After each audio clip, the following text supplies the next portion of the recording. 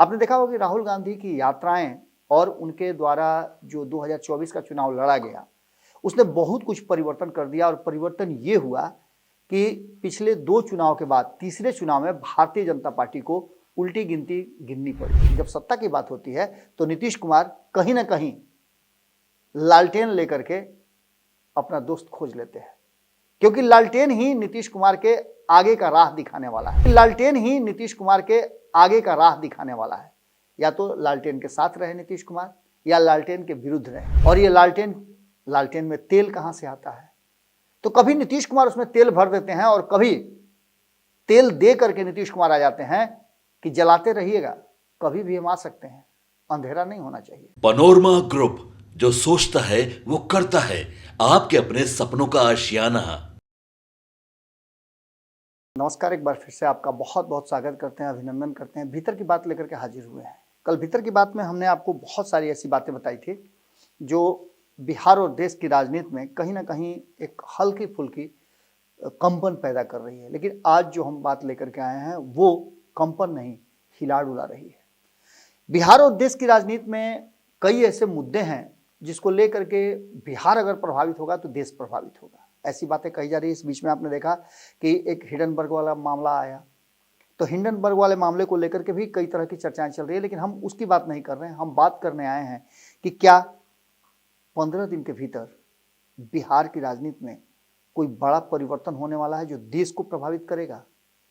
इस 15 दिन का हम क्यों कह रहे हैं तो उसके पीछे भी कारण है, हम आपको बताएंगे। लेकिन आपको बता दें कि जिस तरह से बिहार में 15 दिनों के भीतर एक बड़े राजनीतिक परिवर्तन और उलट पलट की बातें कही जा रही है, उसकी तैयारी की बात कही जा रही है, वहीं इसकी तैयारी केंद्रीय स्तर पर भी हो रही है। राहुल गांधी एक बार फिर से लोगों को समझाने के लिए और एक आंदोलन की तैयारी में लगे हुए हैं। आपने देखा होगा कि राहुल गांधी की यात्राएं और उनके द्वारा जो 2024 का चुनाव लड़ा गया, उसने बहुत कुछ परिवर्तन कर दिया। और परिवर्तन ये हुआ कि पिछले 2 चुनाव के बाद तीसरे चुनाव में भारतीय जनता पार्टी को उल्टी गिनती गिननी पड़ी, यानी कि 70 से 32 सीटें कम आई, 240 पे आकर के ठहर गई, जो 400 के पार का लक्ष्य लेकर के चली थी। यानी 50% के आसपास भारतीय जनता पार्टी सफल हुई है और 50% या 60% कर लेंगे सफल हो रही है, और 40% वो असफल है। यानी कि किसी भी तरह से पास जरूर कर गई है, लेकिन अभी बहुत कुछ करना बाकी है। ऐसे में कई ऐसी बातें हैं जिसको लेकर के नाराजगी भी है। हमने आपको बताया भी था कि आने वाले सितंबर महीने में बहुत सारे फैसले होने हैं, बहुत सारे चुनाव होने हैं और बहुत सारी बातें मेटलाइज हो जानी है। 4 राज्यों के चुनाव की भी बात हम लगातार आपको कह रहे हैं, जिसको लेकर के भारतीय जनता पार्टी काफी आशान्वित है कि 4 राज्यों में चुनाव होने के बाद उसकी शक्ति बढ़ेगी तो वो केंद्र में भी अपनी शक्ति का संचय करेगी और बहुत सारी बातें बदलेंगी। इस बीच में एक खबर आपके सामने आया होगा राज्यसभा वाला। राज्यसभा की भी 2 सीटें बिहार में खाली हैं और उन 2 सीटों के लिए जारी हो चुका है कब उसमें चुनाव होंगे और कब नामांकन दाखिल करना है। इसके बाद अब ये चर्चा शुरू हो गई है कि इन 2 सीटों पे कौन जाएगा। अब आपको आश्चर्य हो रहा है कि हम 2 सीटों की बात क्यों कर रहे हैं, क्योंकि आपको तो ये जानकारी मिली है और पहले से हम ये कहते आ रहे हैं कि एक सीट तो फिक्स हो गई है, उपेंद्र कुशवाहा वाली। लेकिन उपेंद्र कुशवाहा वाली सीट पर ऐसा पेच फंसा है कि उपेंद्र कुशवाहा की बोलती बंद है। और उपेंद्र कुशवाहा की बोलती क्यों बंद है? पूरे एनडीए में उस बात की कोई चर्चा नहीं हो रही है। नीतीश कुमार के बारे में हमने आपको बताया था कि नीतीश कुमार ने इतने ज्यादा अपने दुश्मन बनाए हैं कि उनके दोस्तों को खोजने से, दिया लेकर के खोजने से नहीं मिलता है। लेकिन जब सत्ता की बात होती है तो नीतीश कुमार कहीं ना कहीं लालटेन लेकर के अपना दोस्त खोज लेते हैं, क्योंकि लालटेन ही नीतीश कुमार के आगे का राह दिखाने वाला है। या तो लालटेन के साथ रहे नीतीश कुमार या लालटेन के विरुद्ध रहे, लेकिन लालटेन की रोशनी में ही नीतीश कुमार की राजनीति फल फूल रही है। अब आपको यह लग रहा होगा कि हम क्यों कह रहे हैं, और ये लालटेन में तेल कहां से आता है? तो कभी नीतीश कुमार उसमें तेल भर देते हैं और कभी तेल दे करके नीतीश कुमार आ जाते हैं कि जलाते रहिएगा, कभी भी हम आ सकते हैं, अंधेरा नहीं होना चाहिए। अब इन सारी बातों को लेकर के अब जो वर्तमान परिस्थिति बनी है उसमें और भी कई चीज जुड़ती चली जा रही है। पहला तो ये कि कई राज्यों में विधानसभा के उपचुनाव होने हैं, बिहार में भी 4 सीटों पे होने हैं। देश में तो 4 राज्यों में चुनाव होने हैं, लेकिन इसके साथ साथ विधानसभा के कई उपचुनाव होने हैं जिसका काउंटडाउन शुरू हो चुका है। राज्यसभा का नोटिफिकेशन जारी हो गया है और इस नोटिफिकेशन के बाद भारतीय जनता पार्टी अपने स्तर से नए सिरे से, उसमें उपेंद्र कुशवाहा का नाम नहीं है, हमने आपको पहले बता दिया था। इसमें बहुत सारे नाम हैं उपेंद्र कुशवाहा को छोड़ करके। भारतीय जनता पार्टी के कई दिग्गज नेताओं के नाम हैं राज्यसभा भेजे जाने वाली लिस्ट में, सिर्फ उपेंद्र कुशवाहा का नाम नहीं। तो फिर उपेंद्र कुशवाहा को भेजने के बाद जो भारतीय जनता पार्टी और भारतीय जनता पार्टी के जो प्रदेश अध्यक्ष और प्रदेश के उप मुख्यमंत्री हैं सम्राट चौधरी, उन्होंने ऐलान किया था, उसका क्या होगा। अब जो नाम सामने आ रहे हैं उसमें प्रेमरंजन पटेल का, ऋतुराज सिन्हा का नाम आ रहा है, रमा देवी का नाम आ रहा है और इस तरह से 1 दर्जन नाम हैं जिन पर मंथन भी हुआ है, विचार भी हुआ है और उसको फाइनल करके भेज दिया गया। इसकी खबरें भी हमने आपको दिखाई हैं। तो क्या उपेंद्र कुशवाहा के साथ होगा क्या? उपेंद्र कुशवाहा वाला पेच बड़ी जबरदस्त फंस गया है। उपेंद्र कुशवाहा और हिना साहब में कौन जाएगा, इसको लेकर के अब एक नई चर्चा शुरू हो गई है और ये चर्चा तब शुरू हुई है जब हिना साहब जाकर के लालू प्रसाद से मिली है। लालू प्रसाद से मुलाकात के बाद हमने सबसे पहले आपको खबर बताया था कि वो लालू प्रसाद से मिलने अपने मर्जी से नहीं गई हैं, बल्कि उन्हें भेजा गया है। यानी लालू प्रसाद और हिना साहब की मुलाकात एक प्लानिंग के तहत हुई है। इसमें कुछ नहीं है कि हिना साहब को विधानसभा लड़ाया जाएगा, ये किया जाएगा, वो किया जाएगा। जो चर्चा है और जो भीतर खाने से खबरें निकल करके आ रही है, जो हमारे सूत्र बता रहे हैं कि हिना साहब को उपेंद्र कुशवाहा की जगह भेजने की तैयारी चल रही है। अगर भारतीय जनता पार्टी उपेंद्र कुशवाहा को सच में भेजना चाहती है तो उपेंद्र कुशवाहा के लिए वो खुद से जमीन तैयार करे और अपने कोटे से भेजे। लेकिन यहां तो भारतीय जनता पार्टी ने उपेंद्र कुशवाहा को छोड़ करके अपने ही सदस्यों के नाम भेज दिए हैं। इसके मायने क्या निकाले जाए? तो निश्चित रूप से ये पूरा का पूरा मामला अटकता हुआ दिखाई दे रहा है। एक बहुत ही महत्वपूर्ण बात हमने बताया था कि नीतीश और लालू को हल्के में लेने की जरूरत नहीं है। अगर नीतीश और लालू को हल्के में आप ले लिए, जैसे आप 2015 में ले लिए थे, तो आपकी फेफड़ी सूख गई थी, आप सत्ता से बाहर हो गए थे। 2020 में भी यही हुआ। आपने लालू और तेजस्वी को हल्के में ले लिया था। नीतीश कुमार आपके साथ थे तो आपने समझ लिया था कि हम तो जुग जीत लेंगे, लेकिन तेजस्वी यादव ने जिस तरह से नाच नचाया था, बड़ी मुश्किल से आपकी सरकार बन पाई थी। और अगर लालू प्रसाद पूरे मन मिजाज से हैं, जैसा कि लग भी रहा है कि वो ठीक ठाक हैं, फैसले लेने के लिए उनका दिमाग पूरी तरह से काम कर रहा है और बिहार की राजनीति में लालू प्रसाद के नाम पर अब तक जो राजनीति है वो भारतीय जनता पार्टी भी करती रही है और नीतीश कुमार भी करते रहे। तेजस्वी यादव को घमंड क्यों नहीं होगा? उनके पिता के सहारे पिछले 17 सालों से, 18 सालों से, 19 साल से भारतीय जनता पार्टी और नीतीश कुमार राज कर रहे हैं।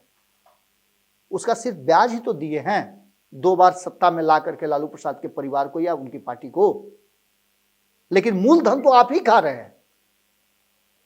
लालू प्रसाद का डर दिखा करके आप सवर्णों का वोट हथियाते हैं, तो वही नीतीश कुमार लालू का डर दिखा करके भारतीय जनता पार्टी को अपने खूंटा में बांध करके रखते हैं।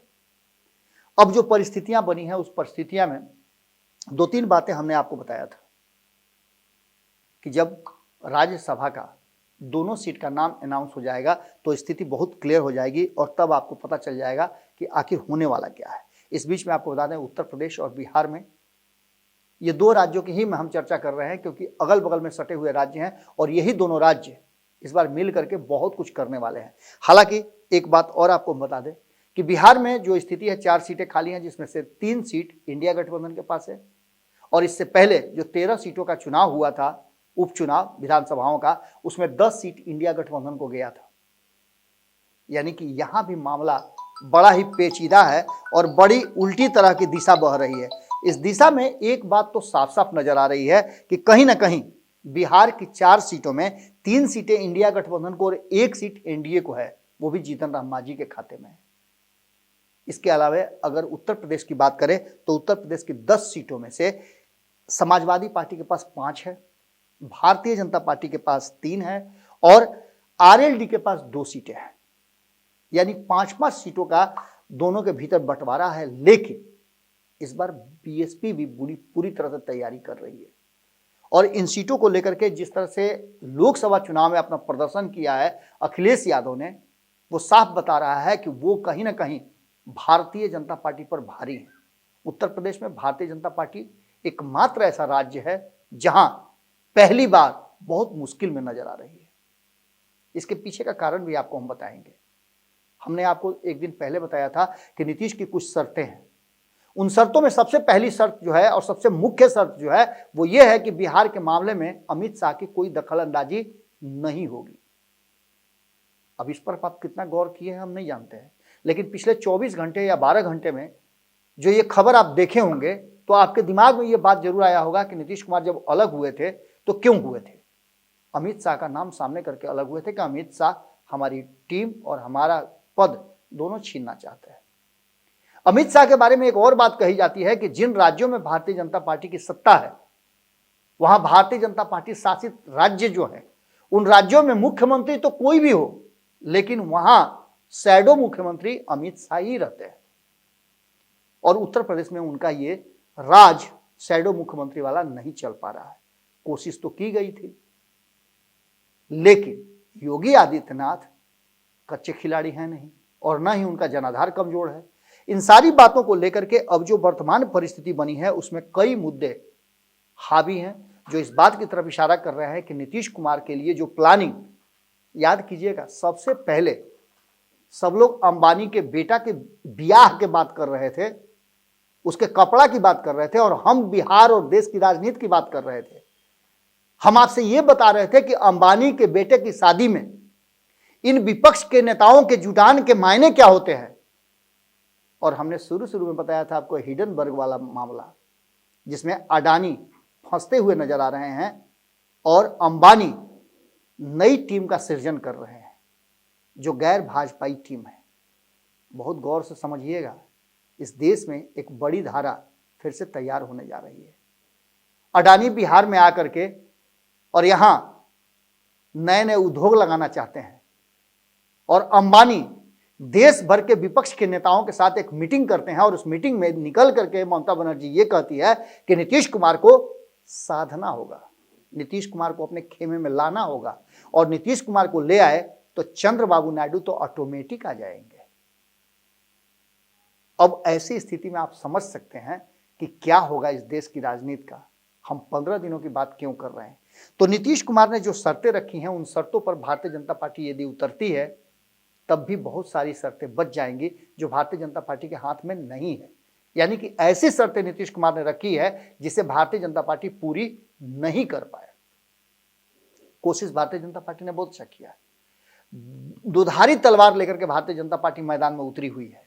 एक तरफ जहां उसने वक्फ बोर्ड वाली बिल को ला करके सदन में यह बताने का कोशिश किया कि वो क्या चाहती है, हिंदू और मुसलमान को एक सूत्र में पिरोने का या फिर एक जैसे कानून में बांधने का कोशिश कर रही है, जो कहीं ना कहीं हिंदुओं को अच्छा भी लग रहा होगा और हिंदुवादी जो लोग हैं वो इस फैसले को सही ठहरा रहे हो।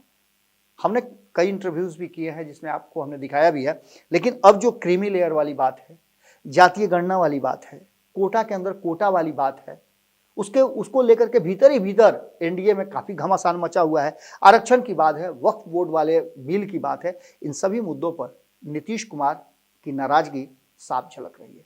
अब आप ये नहीं कह करके बात को टाल सकते हैं या मेटलाइज कर सकते हैं कि ललन सिंह ने तो समर्थन किया है ना, लेकिन ललन सिंह के समर्थन के बाद जो जनता दल यूनाइटेड के भीतर नाराजगी है, ललन सिंह के उस बयान के बाद सदन में जो उन्होंने कहा है, उसकी क्या कीजिएगा आप। ललन सिंह पहले भी हम बता भी चुके हैं कि पहले भी उनके बारे में ये कहा जा रहा है कि वो अलग लाइन लेकर के चलते हैं। अब तो वो ये कह रहे हैं कि भविष्यवाणी कर रहे हैं कि तेजस्वी यादव के भाग्य में लिखा ही नहीं है मुख्यमंत्री की कुर्सी, लेकिन यही आज से 6 महीने पहले क्या कह रहे थे, क्या चाहते थे, इस बात का सबको इल्म है। अब इन सारी परिस्थितियों को लेकर के जो तय हुआ है उसमें 15 दिन का अल्टीमेटम निश्चित रूप से विपक्ष ने दे दिया है और इन्हीं 15 दिनों के अंदर में कई ऐसी बातें हुई है।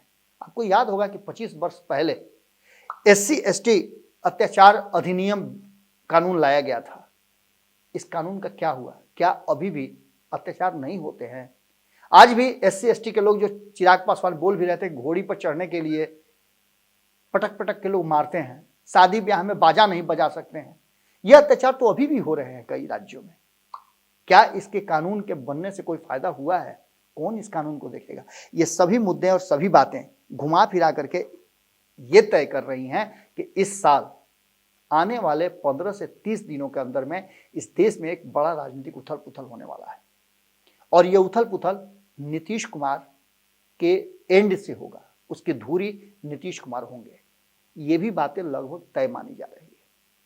जो मुंबई में बातचीत हुई थी विपक्ष के लगभग सभी शीर्ष नेताओं के बीच, उस मीटिंग में ये तय हुआ था कि नीतीश कुमार को साधा जाए, नीतीश कुमार को फिर से मनाया जाए। और नीतीश कुमार उधर से इधर आए हैं, अभी भी एनडीए का संयोजक उन्हें नहीं बनाया गया है, और इंडिया का संयोजक बनाने के बाद पर ही ये सब विवाद खड़ा हुआ था। हमने कल ही आपको बताया है कि एनडीए गठबंधन का संयोजक कौन है, इसका जवाब अभी तक आप लोगों ने नहीं दिया है। अब ऐसी स्थिति में नीतीश कुमार के लिए क्या बच जाता है? कई परिस्थितियां हैं, कई डिमांड हैं और कई तरह की रणनीतियां हैं। नीतीश कुमार को ऐसा लगने लगा है कि वो एनडीए गठबंधन के साथ रह करके सहज नहीं है। तो अगर ऐसा सोच रहे हैं तो निश्चित रूप से 15 दिनों के भीतर एक बड़े खेल की तैयारी शुरू हो गई है। और ये तैयारी यदि अपने परवान पर चढ़ती है तो लालू प्रसाद और नीतीश कुमार, जिसको हल्के में समझ करके ये कहा जा रहा है कि 20 सीट से ज़्यादा नहीं लाएंगे और 2010 में 22 सीट आई थी उससे ऊपर नहीं चढ़ पाएंगे, तो इसके मायने क्या निकाले जाएं? ऐसा ही हल्का समझ करके 2015 में पासा पलट गया था। अगर फिर से ऐसा हुआ तो कुछ भी संभव है। भीतर की बात में हम आपसे यहीं विदा लेंगे। बाकी की खबरें भारत लाइव पर बदस्तूर जारी रहेंगी। आप इस पूरे विश्लेषण के बाद क्या सोचते हैं, अपनी राय कमेंट बॉक्स में जरूर लिखिएगा, क्योंकि आपके कमेंट हमारे लिए बहुत ज़रूरी हैं। उसके आधार पर हम ये तय करते हैं या हमें पता चलता है कि आप हमसे कितना इत्तेफाक रखते हैं या फिर आगे आप क्या सोचते हैं इस देश और बिहार की राजनीति पर। बहुत बहुत धन्यवाद। नमस्कार। पनोरमा ग्रुप, जो सोचता है वो करता है। अगर ये वीडियो पसंद आई और वह बिहार के राजनीति और बिहारियत से सरोकार रखेनी तो सब्सक्राइब बटन दबा के चैनल के सब्सक्राइब कर ली। ओजे एगो घंटी बा, ओकरा बटन दबा देला से कुल सटीक और मारक खबर रुआ मुफ्त में मिल जाई। अगर रुआ पत्रकारिता के हमनी के नया प्रयोग में सहयोग कर चाहतानी तो ज्वाइन बटन दबा दी। पेटीएम नंबर नोट कर ली 9386816700। धन्यवाद।